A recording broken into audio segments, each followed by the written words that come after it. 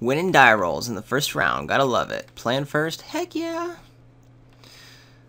Did I click correctly, or is my computer like my computer's lagging?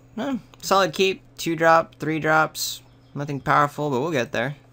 Lead off with the planes, in case I need double planes at some point with the Celestial Flare, though I don't see that happening. I don't have the second planes in hand, but still. Always want to start with that guy. And then we'll get a Visionary, dig into some more action. Ooh, Black Drafter. I wonder if that Languish got around to him or her. This person was not next to me, because my person who was passing me, who I passed the Languish to, like person on my right, what do I get? Ooh, hello. Was the one with the Nissa avatar. This one could have been 2 down for me. If it was 2 down, might have ended up picking up the Languish if Nissa avatar didn't pick it up. I didn't pay attention to the name, so it was a bummer. Oh, an aggressive build. How interesting. You can't block.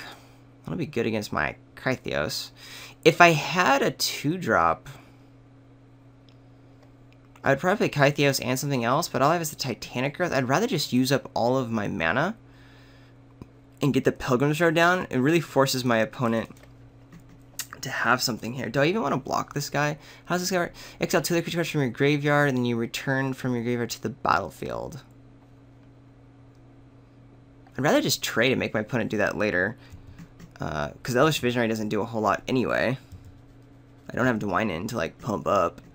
So we'll trade, because it's going to be a while until there's 2 other creatures in my opponent's graveyard. And by then I don't think I'll matter so much, whereas I just want to stay alive long enough. Oh, my opponent's not even attacking it anyway. That's great. Here's now we're going to play the Kytheon and the Leaf Gilder, which means I'm just going to attack with the Knight. Because if there was like another white source up, I would attack with the Elvish Visionary as well. But I'm happy to keep it back for blocks. The other white being if there was a Celestial Flare, I'd want to play around it. But this guy can't block. My guy's going to get Renowned anyway. Don't know. What's that 3? That would... pretty much nothing. So that's nice. Try to ramp out a little bit. A little behind on the ramping process. Kythios is super open. Could take a Reeve Soul or something, but that would also pretty much take out my opponent's entire turn. I get a crack back for 6, 7 if I want to. So, yeah. My opponent would have to play some sort of creature to block some stuff, because the spoiler can't do anything. Could be the Languish here, but I didn't think about that. Because I thought about it at the beginning of the game, but I didn't think about it now. So Languish could be a bit of a blowout. My opponent has to fire it off now because Kytheon's going to turn to Gideon next turn. Here it comes. The Languish. No! Wow. Infinitely worse. Wow. Okay, so that's great. We're going to get Kytheon turned into Gideon. We've got 5 mana to do whatever the heck we want with. I can even play the Tomeguide Heartbeast. I'm not worried about Languish. What does this guy do again?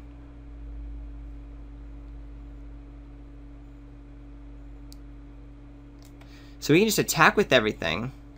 Untap a creature for D. Keep giving indestructible. Do I want to get the Tomeguide Heartbeast out, though? I think I do. It uses all my mana. I get a removal spell, and I don't know how my opponent comes back from it, and it doesn't die to anything. And I definitely wanted to get my Suppression Bonds versus my Knightly Valor. I have enough action going on right now.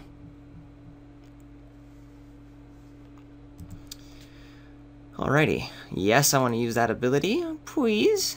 Please, please. Then we'll go ahead and attack with everyone.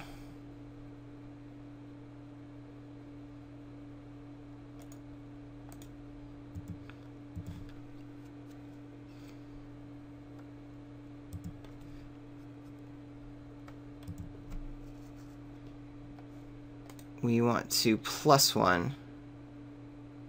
I guess I could force the Despoiler to attack into the Tomeguide Heartbeast. Doesn't really make a whole lot of difference though. Like, I really don't care about that because my opponent can't block anyway.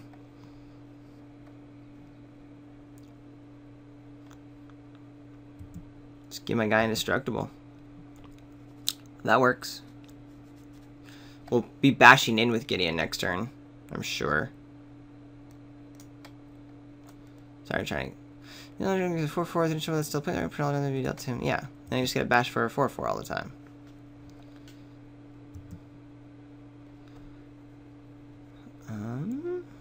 Okay.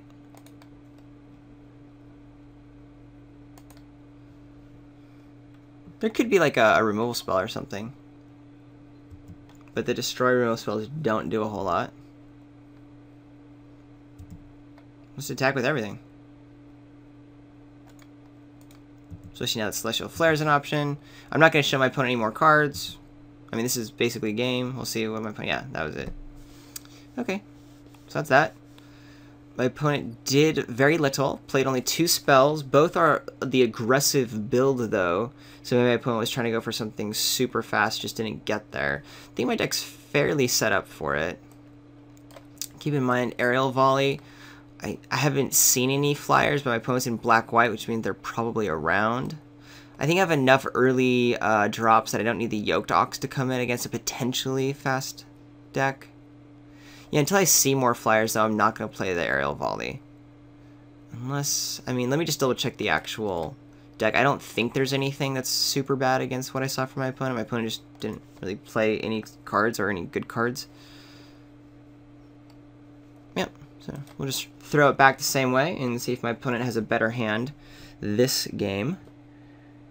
I assume is definitely playing first. Yep. I'm going to keep... It's a super slow start, though. I only have 2 mana. I have 2 5-drops. I'm really tempted to mulligan this. Yeah, I'm going to mulligan. I think it's a little greedy to keep this against a potentially aggressive deck. This I have to keep, but I don't have my forest, which means these 2 drops are not awesome. But I'm more likely to draw a forest. And it's definitely better than a 5-hand. And I am on the, that's weird, Yoked Ox in an aggressive deck, or what I saw was aggressive. On the draw, I'm more likely to actually get to the forest. There's 8 in the deck. We'll see. We shall see. You want to do the sweet attack? No, no sweet attack. Ooh, that's not a great draw. I'm just playing my Celestial Flare, huh? That's all. Just protecting. That's why. Double white. It's not that I'm mana screwed, Mr. Opponent, Mrs. Opponent. What you got? Something scary, huh? Probably something scary. Oh, Deborah Shaman. Not scary. But if I don't draw a forest or... Yeah, really, forest. I don't have any... Oh, I guess I have the 3 drops. Ooh, hello. Alright, this guy is going to start wrecking me. First forest will get the Leaf Gilder down, but I can't trade it off. Maybe the first forest will get the Landwehr Empath. Yeah, I'm going to play the Empath next when I get my first forest, in order to set up another land and to offer the trade, because I think the Leaf Gilder is going to be a little important. Well, maybe not. I don't know. Now I'm just rambling.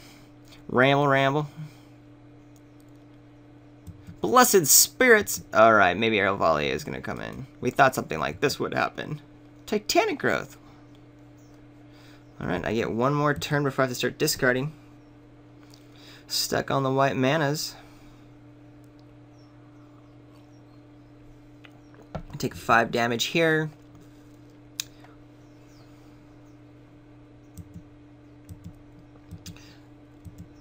If I draw planes, I'm going to have to just use suppression bonds on the maybe the flyer? Blood Cursed Knight. Ooh, okay. What am I doing? I'm playing a creature that can trade off with either of these 2. The Leaf Gilder's nice because... Well, no, because I'm definitely going to trade it off. Leaf Gilder I actually want to keep around if possible. Yeah, so we're going to have to do... I need to set up the Scries, for sure. So I'm definitely playing the Empath. The Leaf Gilder I might actually end up needing or wanting in order to be able to play multiple green spells a turn to get back in this. Alright, Timberpack Wolf will go on top because I get it for freeze. I don't need the Mighty Leap, or do I? If I draw the Mighty Leap next turn, and these will have traded, I'll have discarded probably the Rocks Maulers.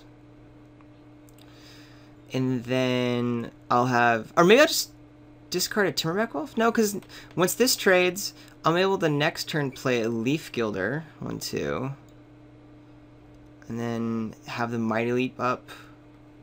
I think that's what I have to do. So we're putting both on top.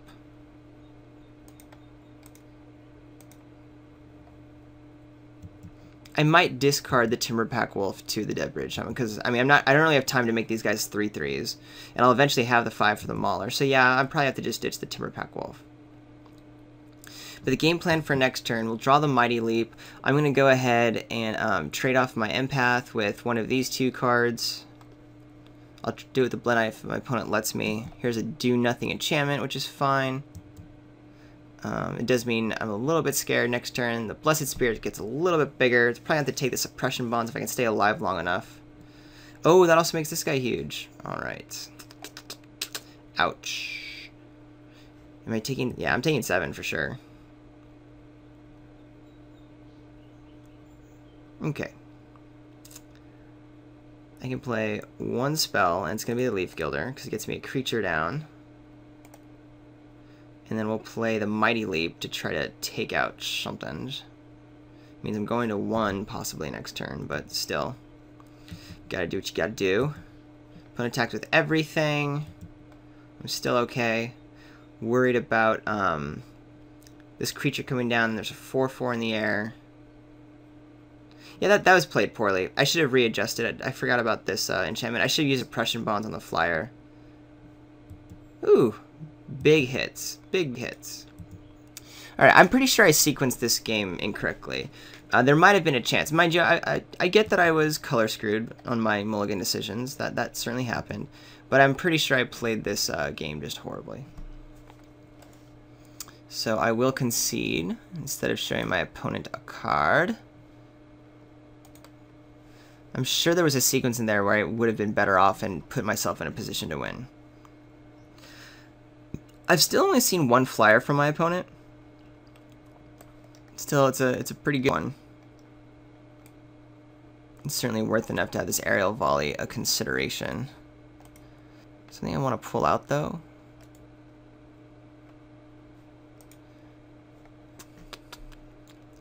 Creatures are good. I have a lot of them. Maybe I ditch the Empath. Maybe even the Totem Guide Heartbeast for the volley. I definitely want the volley in. I'm so weak to flyers, I want it. I can ditch one of these, but I have 17 creatures. I can really get rid of one. These guys are kind of dorkish. They don't do a whole lot, but I like having the early drops down. So do I get rid of the Empath or the Totem Guide Heartbeast? Heartbeast is actually pretty good. It stops a lot of my opponent's stuff, so I'm going to get rid of the Empath at the 4-drop slot. You know, it might be better just to like lower the curve completely. Definitely playing first. Whew, sketchy hand. I'm going to keep it. It's a 2-drop, and then I do at least have the mana for the 5. We'll trade off the Timberpack Wolf pretty handily if my opponent offers any type of trade.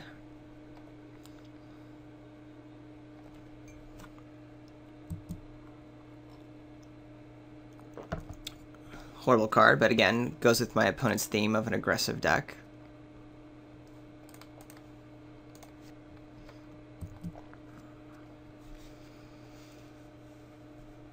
Curious. What's my opponent's next play? I assume there's no attack here. Could be like a Reef Soul trying to get super aggressive. No, Shambling Goblin. Which matches up well against my Timberpack Wolf. I'll still just happily take 2 next turn. Try to keep the Archer back. Stay on defense though. Since I'm just a little flooded here. Which happens when you keep a 5-land hand.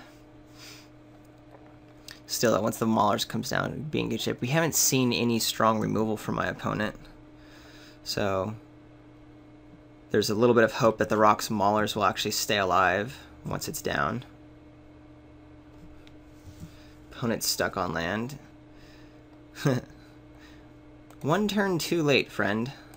This would have been nice to have last turn, so I could have this turn played the Rocks Maulers. I'm not going to complain. At least I have a creature draw and not a land draw. Still not going to block Goblin. We'll see if my opponent ends up being stuck on lands again. That could end up being the game if my opponent doesn't have a land and then I get to play the Maulers. Opponent still attacks into open mana with combat tricks. Interesting to note. So my opponent will not be playing around those. Also interesting that now I have a combat trick. Still, at 2 black, there's nothing my opponent can have that takes care of the Maulers.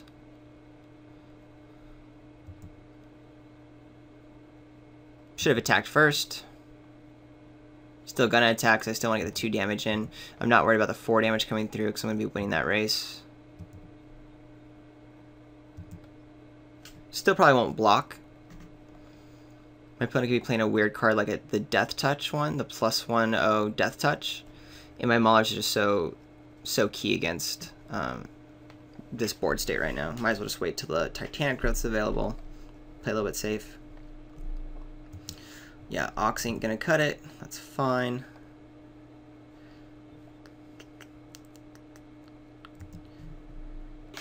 So my opponent doesn't attack in, not bluffing that silly combat trick. Jeez, all the lands. Alright, I'm just gonna lean on my Maulers here. If I put on a double white, again, I might be considering like attacking with something else first because of the Celestial Flare or something, but that's not the case. So here we go. Does a chump, keeps my guy out as a 4/4.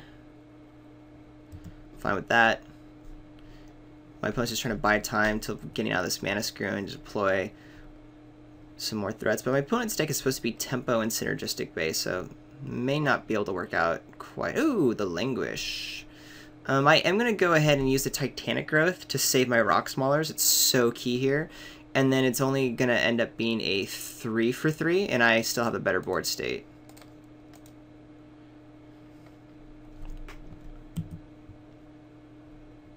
So my opponent did get the Languish.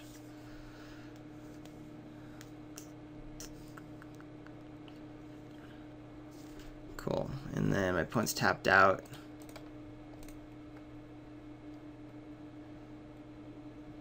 Opponent could come back with a strong removal spell, but the fact that I have the Maulers and the Knight of Pilgrim's Road down is going to make that super challenging.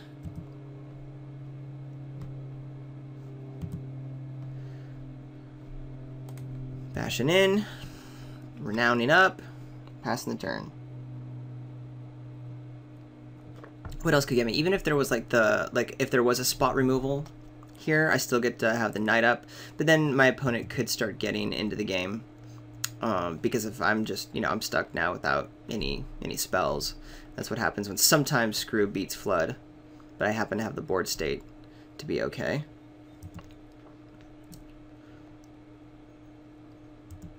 Alright. Ooh, that's nice. I'm not going to play around a second Languish, so I'm definitely going to play out the Alpha. There's no reason to play it out first because my opponent can't block, although I guess I should have done that just for F16 purposes. Ooh, Celestial Flare. There you go. Obviously going to sacrifice the smaller, weaker dude.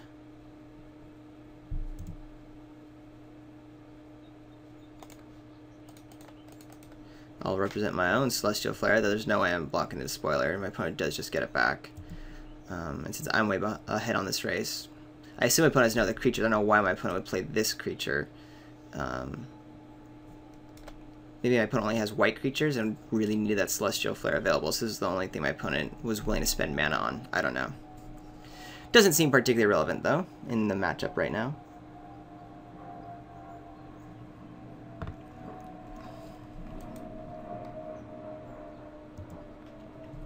I'm trying to think how I lose this game. Yeah, biggest thing is I lose this game if my opponent really has a lot of power in hand and is able to keep deploying threats while answering these. Because it's not like I have this in the bag since my hand is so I have nothing, I'm out of gas. So I lose if my opponent has gas, and I don't draw anything. This is still just fine. I'm not going to bother attacking with the Somberwald, even though it does trade. I'll just bash in with my 6/6.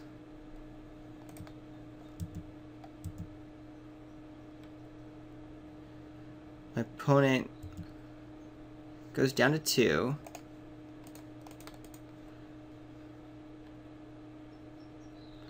We'll go back up to 5 life.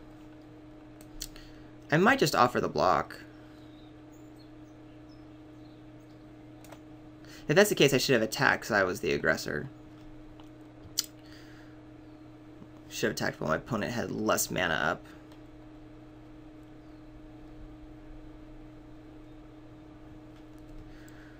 Still, the Maulers is just lethal on board. Let's see what my opponent has. Emperor Tactician. Alright. I guess to gain a little bit more life. Goes up to 6. Can block go down to 3. If I take all 8 damage, yeah, then suddenly I'm a little scared about this race. You could do a double block against the War Oracle, which is interesting. Exile 2 other creatures and return from graveyard to the battlefield. 1, 2, 3. Can only do it once. Can't do it this turn. I'm considering if I just put the Orchard Spirit in front of the Despoiler. Only take 4 damage, go down to 9. My opponent's up to 6. I attack with both of these Home Slices. Which is 9 points of trample damage. So remember, I can give this guy trample. Opponent can only soak up 3, take 6. Yeah, I think that's the way it is. There's nothing for black that really matters. And the only reason I'm blocking anyway is just in case I'm missing something and this plan goes awry. Actually, yeah, there's really no reason to block. For 1 black, there's nothing, right? Yeah, we're just taking it. Just gonna take it all.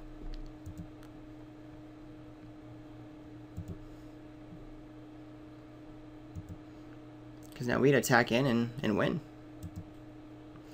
3, 4, 5, 6, 7, yeah.